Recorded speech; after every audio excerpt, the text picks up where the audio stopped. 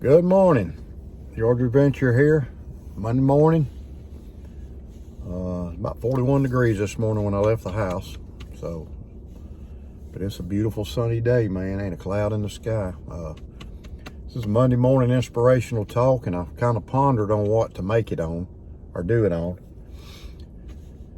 So I wanted to do it on being a good citizen. And being a good citizen, there's certain different ways to do it. And the company, the power company I grew up with, worked for years, I had a motto: citizen wherever we serve. A citizen wherever we serve. And I always thought that was a great motto. So I've always tried to carry that with me: a citizen wherever you serve. So coming up with the company and getting into safety, I became a safety instructor, first aid, CPR instructor, and I was, a defensive driving instructor. I was OSHA, different OSHA things, shoring and trench rescue trainer. So I had to go and learn how to do CPR and all that good stuff.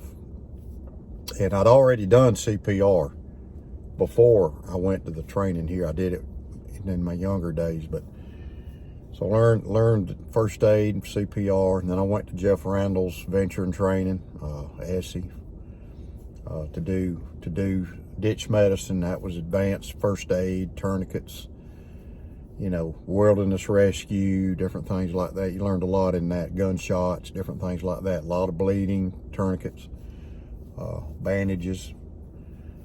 So we learned that, and then working with the power company, I was actually a CPR instructor.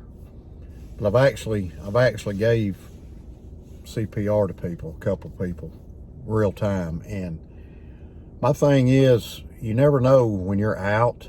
You can be out anywhere. You could be at a restaurant or a ball game, or you could be sitting at home and your wife falls out and she needs CPR or some kind of first aid, or your kid gets choked. Your kid gets choked. You need to know how to do the Heimlich maneuver, the back thrust, or the back, whatever they're called. But you need to know how to do that. You need to know how to give CPR on an infant, CPR on a kid. You should know how to stop bleeding. I learned a lot about tourniquets. I learned that the femoral artery, if you cut your leg, you're sitting there playing around with your knife and you stab your femoral artery, well, you're going to bleed out in 3 minutes. That's not very long. But before the 3 minutes, you've lost so much blood, you get weak. And you can't hardly, you not necessarily can do much, So, you're bleeding, I don't know if a fire truck will get there in 3 minutes. But you need to learn some basic first aid skills, including CPR. You need to learn how to stop blood. So you need to do that.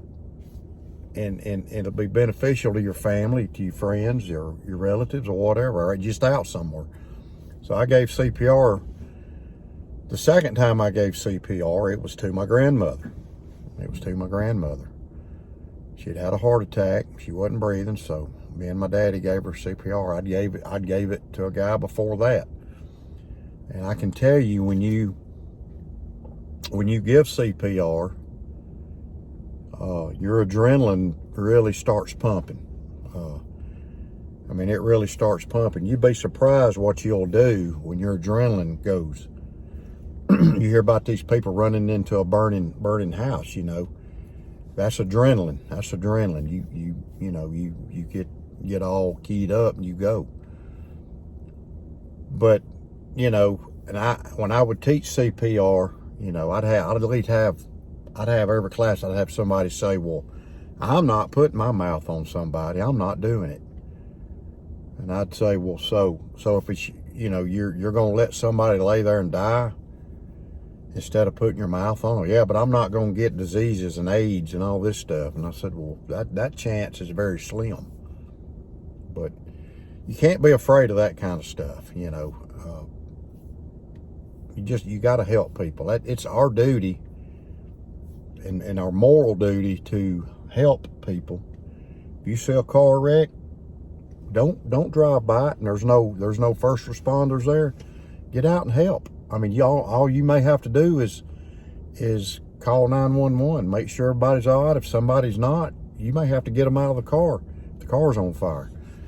You know, I've stopped at a wreck. We stopped at a vehicle that was laying on its side. The guy driving got thrown out. He was laying over there bleeding, and so first thing we did, one of us checked on him, and then we went and looked in the vehicle real good and make sure there wasn't any kids in there. There wasn't. You know, watched an elderly lady. I was at work, and we was in Athens, Georgia, and me and a co-worker, and we just sitting at a red light. We looked over, saw this elderly lady walking across the road, and she missed the curb and she face planted into the concrete. So we got out. She was bleeding, and so we got out and tried to get her up and sit her down and got the blood and got some water and called 911. She was busted up. Her face was busted up pretty good. So we tried to get the blood and, you know, just stayed there with her and helped her till the fire department gets there, you know, and that means a lot to people, you know, and nobody, you know, don't want a pat on the back. But, you know, I just wanted to try to help somebody, you know. Saw a guy fall off a ladder and we helped him, you know. So when you're out and about, you never know what's going to happen. You be sitting at a restaurant, somebody gets choked, you may be the only one in there that knows how to do the Heimlich. Or somebody falls out and you may be the one to have to do do CPR. You know, you have to be the one to do it. And I don't know how anybody can just walk away and not help, you know. And if you got a person doing CPR and they're going to need help, some relief in a little bit, and so you need to be able to help them. You know, and I think it's our moral duty as citizens to help people. And that's just me. But I think it's our duty. And I think as a human, and if you got integrity and you got some compassion, you'll help people. You know, and it may be your child, it may be your grandchild, it may be your wife or your dad or your mom, you don't know, your grandparent. You know, so you just need to learn this stuff and be able to do it, because you may really help somebody. I just think we should be expected to do it, you know.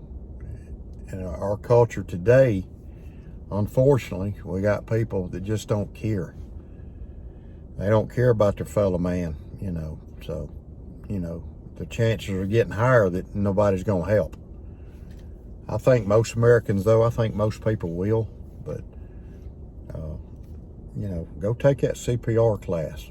Even if you got to watch it online, just watch it online if you have to, and it'll give you the basics. Learn some first aid. You can get online, watch YouTube videos. You can learn it. It's not that complicated to do, but main thing is just making an effort. You know, so that's my